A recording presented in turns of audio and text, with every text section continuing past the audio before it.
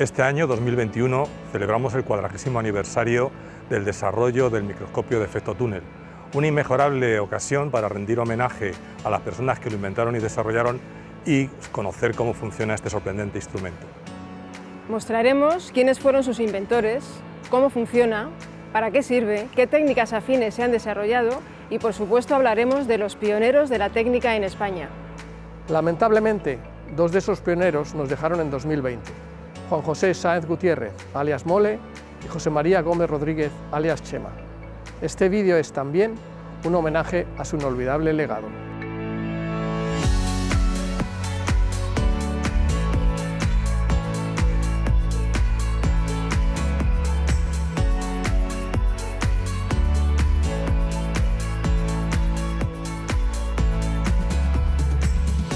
Hace más de 60 años que el científico Richard Feynman proclamó que no hay leyes físicas que nos impidan ver o manipular los átomos de forma individual.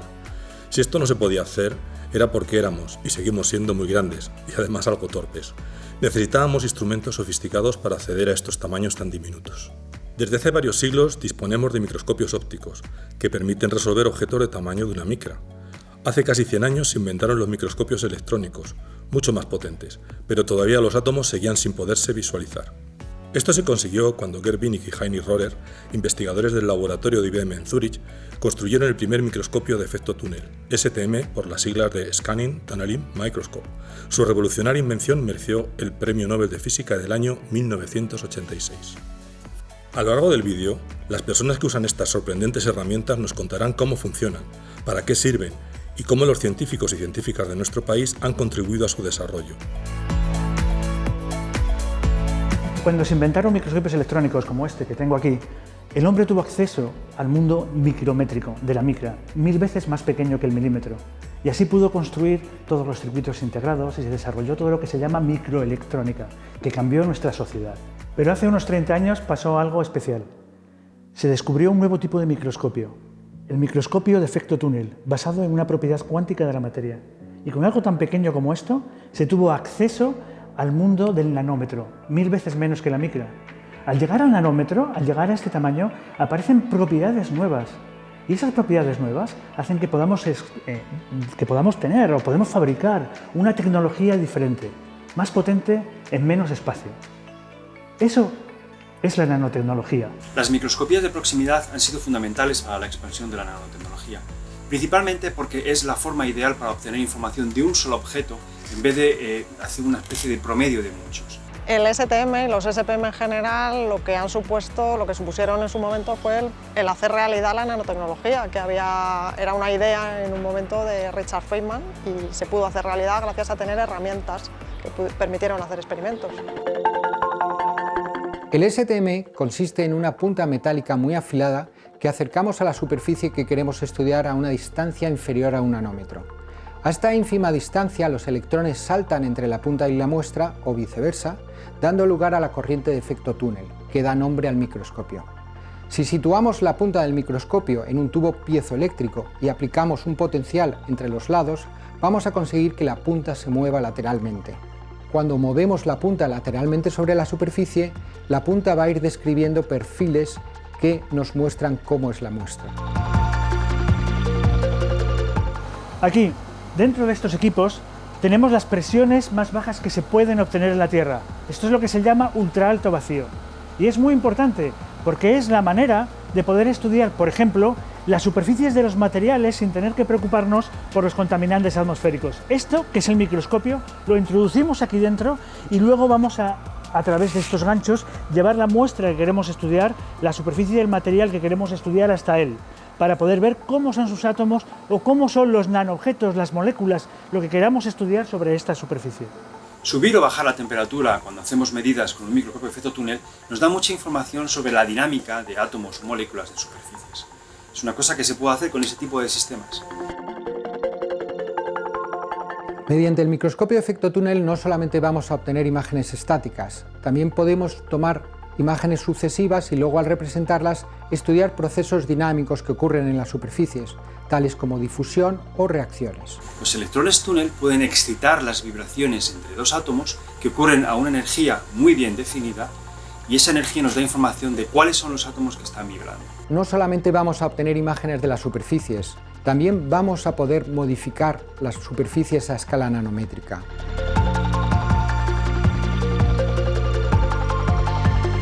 Acabamos de ver que el STM permitía visualizar, estudiar y manipular átomos. Sin embargo, tenía una limitación importante. La muestra de estudio debía permitir la conducción de corriente eléctrica. ¿Qué pasaba entonces con los materiales aislantes? ¿Cómo poder estudiarlos a escala nanométrica? Esa fue la pregunta que siguió inquietando a Gerd Binnig, que con la ayuda de dos colaboradores presentó en 1986 la solución, el microscopio de fuerzas atómicas, AFM, por las siglas de Atomic Force Microscope. En este nuevo microscopio, una punta muy afilada, colocada en el extremo de una micropalanca, va palpando la superficie de la muestra y obtiene un mapa topográfico en la nanoscala, donde la altura de los objetos se representa en una escala de colores. Con la ayuda de un software, las imágenes de AFM pueden representarse en 3D. Además, este método de medida es efectivo en condiciones ambientales, no requiere trabajar en vacío. Por ello, enseguida surgieron nuevos desarrollos basados en AFM que daban acceso a otras propiedades. Por ejemplo, recubriendo la punta con material magnético se visualiza la estructura de dominios magnéticos de la muestra. Todas estas técnicas se engloban bajo el nombre de microscopías de sonda de barrido, SPM, por las siglas de Scanning Probe Microscopy.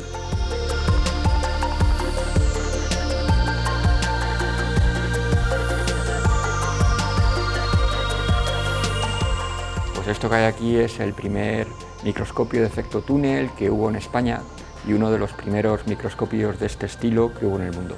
Tenía básicamente los mismos componentes, es decir, que la supresión de vibraciones, el amortiguamiento, y luego, al ser un equipo que iba a trabajar en ultraalto vacío, los materiales eran especiales.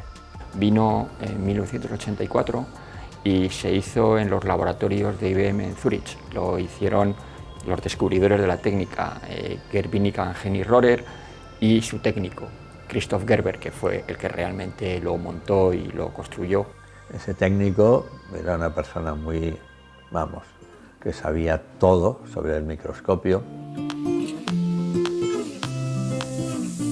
Nicolás García, que era un profesor de la Autónoma, conoció a Rohrer y pues entablaron amistad personal. Y de alguna manera Nicolás convenció a Henny Rohrer para que trajeran el microscopio y pues, así fue la historia. Lo interesante es que lo trajeron Henny Rohrer y Christoph Gerber en el coche. Se lo trajeron en el coche. Y tuvo algunos accidentes, como por ejemplo pues el paso por la frontera y tal. Allí pues claro, los policías estaban un poco alucinados. Desde luego, la puesta en marcha del Laboratorio de Microscopía de Efecto Túnel de la Universidad Autónoma de Madrid abrió camino para otro tipo de investigación ausente en España en aquel momento. Pues yo creo que tuvo una importancia vital, ya que gracias a ello germinó un grupo de investigadores y un conocimiento que se ha ido expandiendo y ha posibilitado que España se encuentre donde se encuentra ahora en el campo de la microscopía de proximidad. Pues desde mi punto de vista, la comunidad de SPM está entre las 5 probablemente más relevantes a nivel mundial. El comienzo de Nanotech se remonta a 1998, fue una spin-off de la Universidad Autónoma de Madrid, surgió de la Universidad Autónoma de Madrid y fue un empeño personal del profesor Arturo Baró. Pero por otro lado, quería hacer cosas que no fueran de funcionario, algo que fuera diferente, un producto comercial. A consecuencia de la crisis económica de 2008-2009, en esos años quedó el mercado nacional de investigación, se quedó completamente sin financiación y nuestras ventas nacionales cayeron prácticamente a cero. Y claro, pues era un 60% de nuestros ingresos y bueno, en 2014 tuvimos que tomar la decisión de presentar concurso de acreedores y cerrar. En esos 16 años se consiguieron resultados muy interesantes y creo que es como hay que verlo. Este venerable aparato que vemos aquí es enorme en comparación con los microscopios actuales. Este aparato mide típicamente, yo qué sé, del orden de 1 metro, los microscopios actuales miden del orden de 1 centímetro. Ahora mismo se está intentando hacer que las imágenes sean mucho más rápidas de lo que ha sido hasta ahora, y otro logro que se va a conseguir, espero, en el próximo futuro, quizás de aquí a 10 años, es la identificación química de las especies átomo a átomo. Con las herramientas SPM del futuro podremos entender los procesos que tienen lugar en diferentes sistemas nanométricos, como los que ocurren en un bit magnético durante la grabación de información o los que suceden durante la formación de una proteína, por poner un par de ejemplos muy diferentes.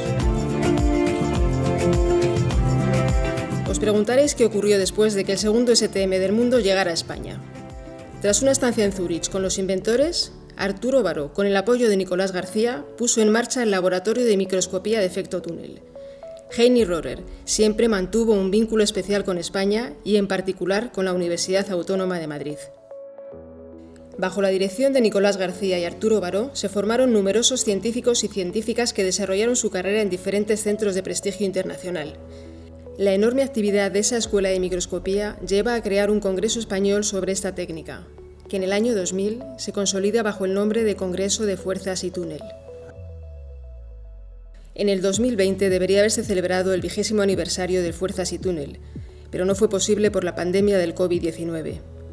Además, ese mismo año, lamentablemente nos dejaron 2 de los protagonistas del desarrollo de esta técnica en España, Juan José Sáenz, Mole, y José María Gómez Rodríguez, Chema.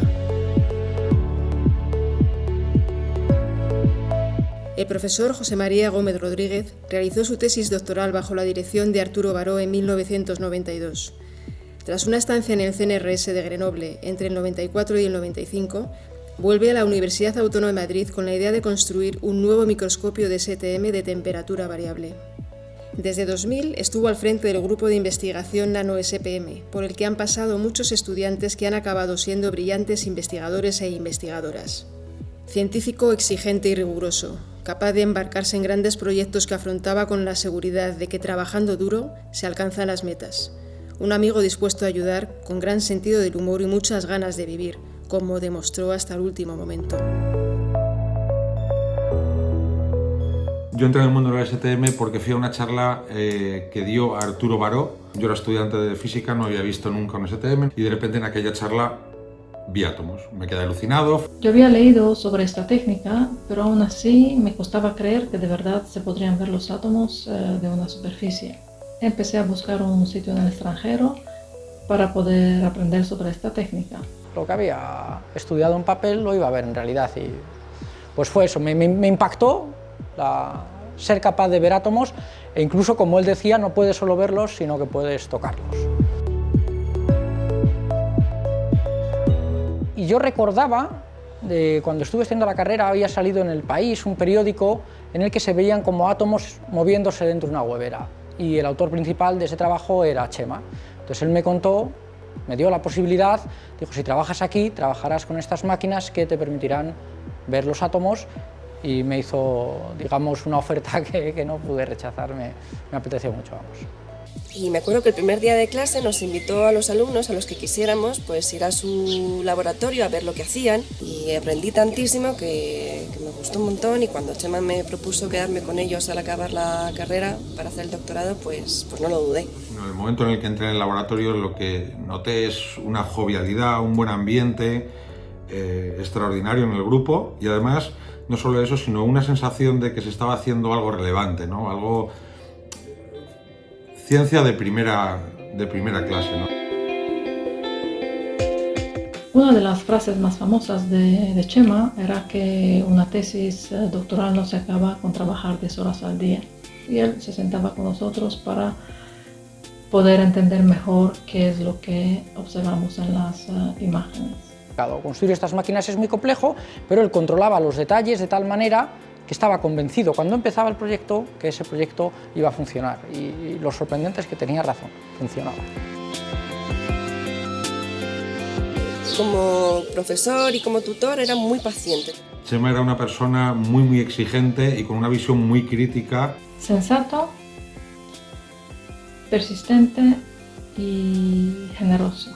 Riguroso, detallista y luchador, sin duda. era muy flexible, lo cual permitía que dentro del grupo de trabajo hubiera un ambiente fenomenal entre compañeros. Pues a lo mejor eran las 10 de la noche, me puse a medir y tuve lo que llamábamos en el laboratorio una cojopunta, y saqué unas imágenes estupendísimas que recuerdo que al día siguiente las enseñé a Chema con muchísima ilusión, y de hecho una de ellas es la portada de mi tesis. No era la típica imagen que, como diría Chema, tenía átomos como pelotas de grandes. En realidad era una imagen bastante ruidosa, tomada a temperatura ambiente, pero el esfuerzo que se hizo para llegar hasta ese punto fue tan grande que en ese momento ver aquella imagen fue fascinante. Sinceramente, cuando vi por primera vez átomos, que recuerdo que además estaba ahí sentado, sentí placer y estuve ahí delante durante mucho tiempo sin atreverme a tocar nada. Y allá por, creo que fue el 18 de diciembre de 2008, logramos unas imágenes espectaculares sin nada de ruido. En realidad fue después de un día muy largo, después de preparar la muestra y varios cambios de punta, y pasó a unas horas bastante tardías, pero recuerdo mucha emoción y la sensación de que el trabajo, el esfuerzo empieza a estar recompensado.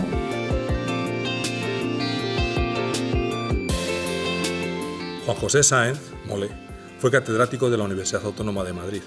Formó parte de la brillante generación de físicos teóricos de la materia condensada que surgió en la España de los años 80. En el año 2015 se mudó a San Sebastián para trabajar en el Donostia International Physics Center.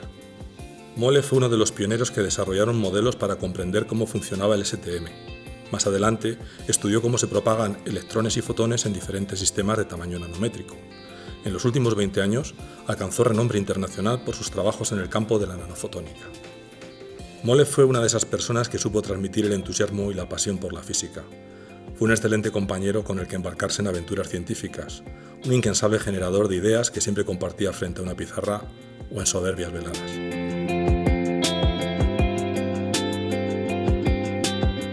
Finalmente estudié en la Autónoma de Madrid, física teórica, y acabé conociendo los grupos que había de STM en la universidad de la mano de Mole, precisamente. Yo acabé trabajando con Mole porque me pagó un café, me invitó a un café. Yo estaba estudiando un máster en biofísica, él era profesor allí y me invitó a un café. En algún momento hablamos de algo, me dijo, ven que te invito a un café, y lo discutimos en la cafetería. Mole era profesor mío de tercero y al final de sus clases nos dijo que le hubiera gustado que hubieran sido de otra manera, y yo aproveché para preguntarle, intentar completar mi formación, y al final él me propuso trabajar con él y hacer una tesis. Tuvimos mucho interés en trabajar con Mole porque no solo era un físico con un pensamiento científico genial, sino que además le acompañaba una personalidad estupenda.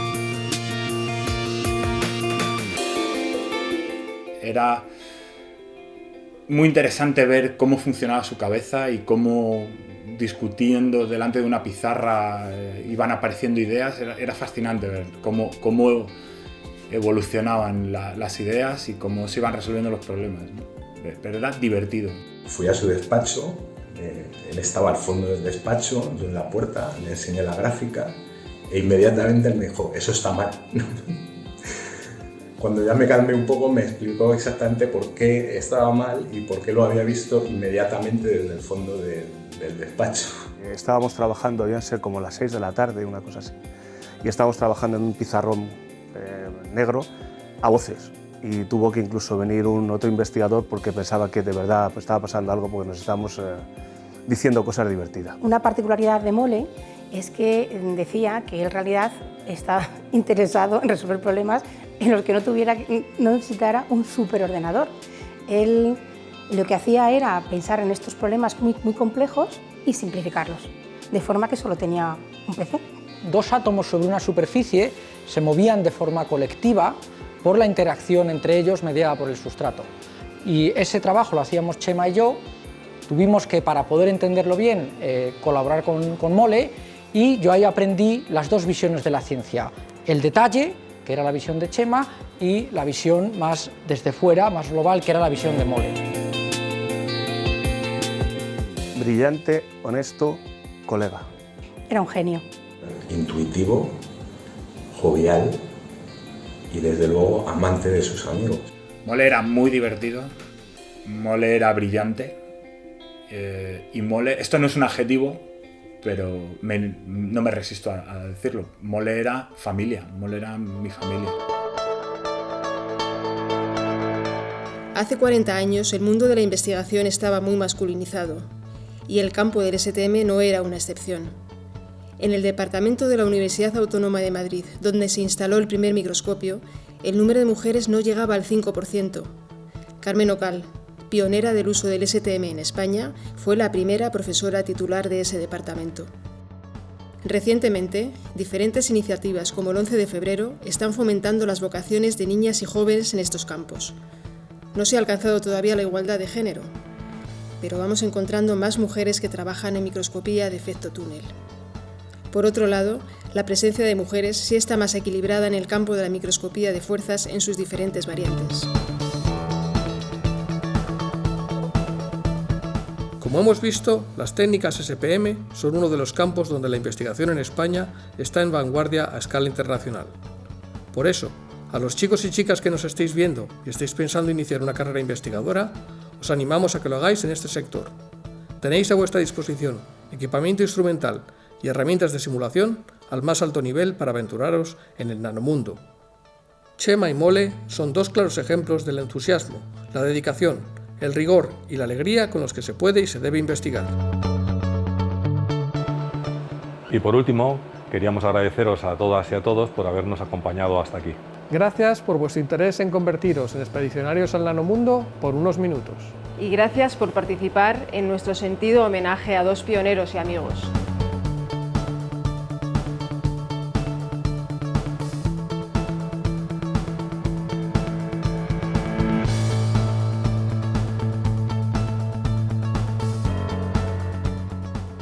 La ciencia es divertida, la ciencia es frustrante y es muy satisfactoria. Es emocionante. Necesitas grandes dosis de perseverancia y es muy importante la sinergia. Yo describiría a un científico como una persona curiosa, rigurosa y persistente.